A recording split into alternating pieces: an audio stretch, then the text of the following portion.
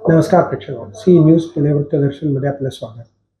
कौटुंबिक वादातून वनराज आंदेकर यांचा गोळ्या झाडून खून झाला असं पोलिसांनी आज पत्रकारांना सांगितलं. जाणून घेऊयात याविषयीची पोलिसांनी दिलेली माहिती. काल रात्री समर्थ पोलीस स्टेशनचे हद्दीमध्ये इनामदार चौक या ठिकाणी वनराज आंदेकर आणि त्यांचे चुलत भाऊ उभे होता. त्याचवेळी काही मोटरसायकलवर लोक आले आणि त्यांनी जे आहे ते त्यांच्यावर फायरिंग केलं आणि धारदार शस्त्राने त्यांच्यावर हल्ला केला. या फायरिंग दरम्यान 5 राऊंड जे आहे ते फायर झालेला आहे आणि त्यानंतर त्यांना लगेच जे आहे KM हॉस्पिटल या ठिकाणी ॲडमिट करण्यात आला. परंतु ॲडमिट करण्याचे म्हणजे त्यापूर्वीच त्यांची मृत्यू झाली होती. त्यानंतर त्यांचे बॉडी जे आहे ससून हॉस्पिटलला पाठवण्यात आला आणि सध्या त्यांच्यावर जे आहे ते पोस्टमॉर्टम चालू आहे.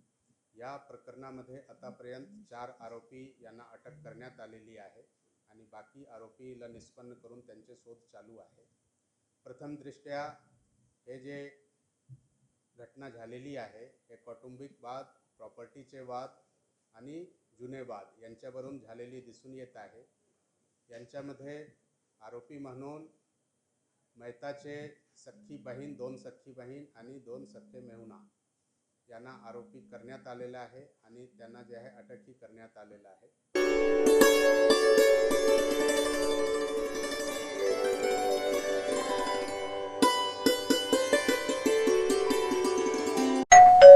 अहो उठा ना, ऑफिसला नाही का जायचं?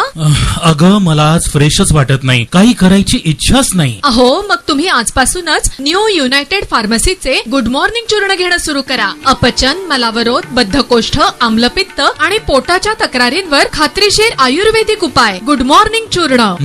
35 वर्षांपासून सगळ्यांच्या पसंतीचे गुड मॉर्निंग चूर्ण औषधांच्या प्रत्येक दुकानात मिळते.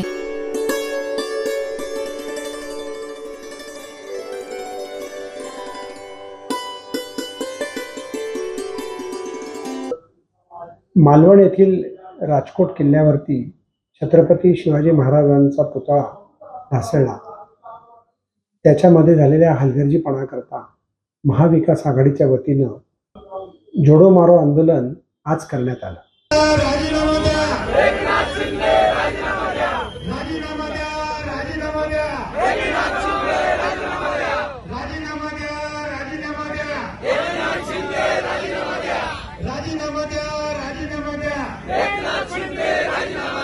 छत्रपतींचा आव्हान करणाऱ्या एकनाथ शिंदेचा, छत्रपती महाराजांचा आव्हान करणाऱ्या देवेंद्र फडणवीसांचा, छत्रपती शिवाजी महाराजांचा अपमान करणाऱ्या अजितदादांचा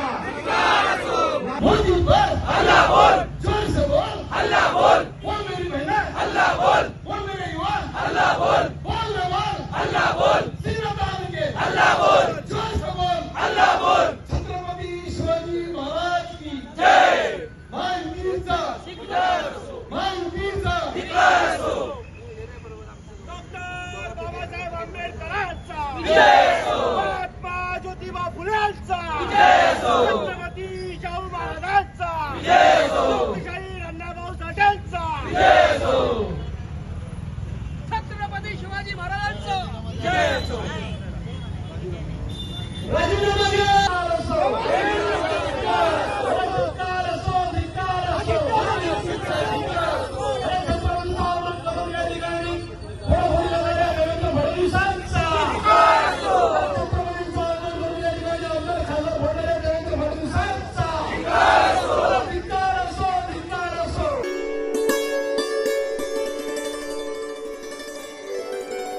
पुण्यातील तुळशीबागेतला मानाचा चौथा गणपती यावर्षी 124व्या वर्षात पदार्पण केले. त्यानिमित्तानं उज्जैनच्या महाकाल मंदिराची प्रतिकृती देखावा म्हणून ते सादर करणार आहेत.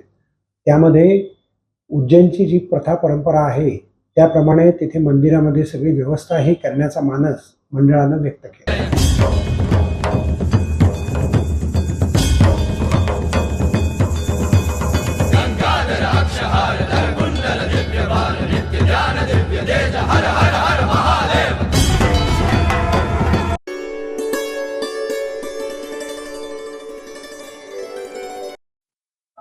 पुण्यातल्या गणेशोत्सवाला दररोज 3-4 दिवसापासून 50 लाख ते 1 कोटी लोक गणेशोत्सवाचं सहभागी होतात.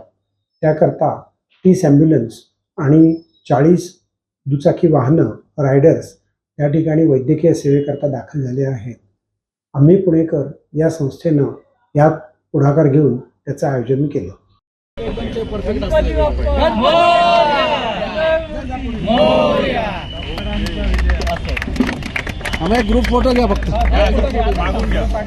कार्यकर्ते असतील, ध्वजदाशा पथकचे लोक असतील, त्यांनी पण त्या ॲम्ब्युलन्सला वाट करणं त्या मिरवणुकीने ती पण महत्वाची आहे. तीच पुण्याचा गणेशोत्सव आहे असं सांगून मी माझे 2 शब्द थांबवतो. जय हिंद.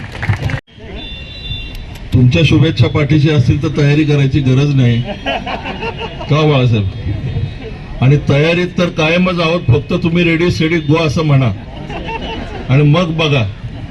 आज या कार्यक्रमाच्या निमित्ताने उपस्थित सर्वच गणपती मंडळांचे प्रमुख पदाधिकारी, कार्यकर्ते, आज एक अत्यंत चांगला उपक्रम या ठिकाणी आयोजित केला जातोय.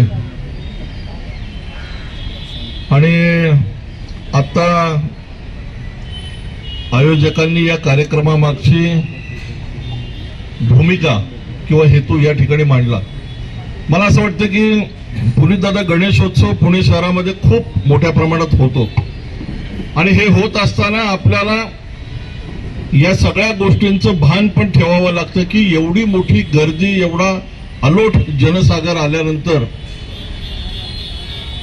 ह्या आलेल्या नागरिकांची, आपल्या बांधवांची, भगिनींची, कार्यकर्त्यांची सर्वतोपरी काळजी हे सुद्धा आपणच घेतली पाहिजे.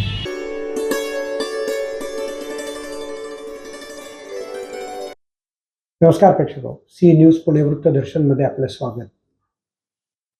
पुणे शहरामध्ये रस्त्यावरती चालणं, वाहन चालवणं आणि त्यानंतर आपल्या वाहनामध्ये आता पेट्रोल पंप ज्या ठिकाणी आपण पेट्रोल भरायला जातो तिथे आता आपल्याला अस्थिरोग तज्ज्ञांची आणि न्यूरोलॉजिस्टची यादी पेट्रोल पंप चालकांनी ठेवावी असं त्यांना सांगावंसं वाटतं. पुणे शहरातल्या रस्त्यांवरती सामान्य दुचाकी चालवणारी लोक आणि 4 चाकीतनं जाणारी लोक ही खड्ड्यानं आता त्रस्त झाली आहेत. मानेला हिसका बसणे, कंबर दुखणे, त्याचप्रमाणे पाठीच्या मणक्याचे वेगवेगळे विकार होणे, मेंदूचे विकार होणे, दृष्टीदोष निर्माण होणे आणि कामावरती जाण्याकरता जी क्षमता लागते ती या ट्रॅफिकमध्येच निघून गेल्यामुळे कार्यालयात जाऊन काम तरी काय करणार अशा सर्व ठिकाणी पुणेकर हा त्याच्यात वेढला गेलेला आहे. याला उपाय काय? गेले 200 वर्ष जगामध्ये रस्त्याचं तंत्रज्ञान विकसित होत गेले. भारत सोडून इतर कुठल्याही देशात जर आपण गेलो तर विकसित रस्त्यांचं तंत्रज्ञान आपण का आणत नाही हा महत्त्वाचा मुद्दा आहे. पुण्यातल्या जंगली महाराज रोडवरती सेकॉन्डो या कंपनीनं केलेलं काम हे निश्चित पुणे शहरात अंजन घालणार आहे असं आपण दरवेळेला म्हणतो. पण असं नियोजन, असा रस्ता का केला गेला नाही त्यामागे निश्चितच काही आर्थिक हितसंबंध प्रशासनाचे, राजकीय लोकांचे आणि सामान्य त्याच्यामध्ये जे घटक भाग घेतात त्यांचे असू शकतात. पण त्याची शिक्षा सामान्य नागरिकाला होते.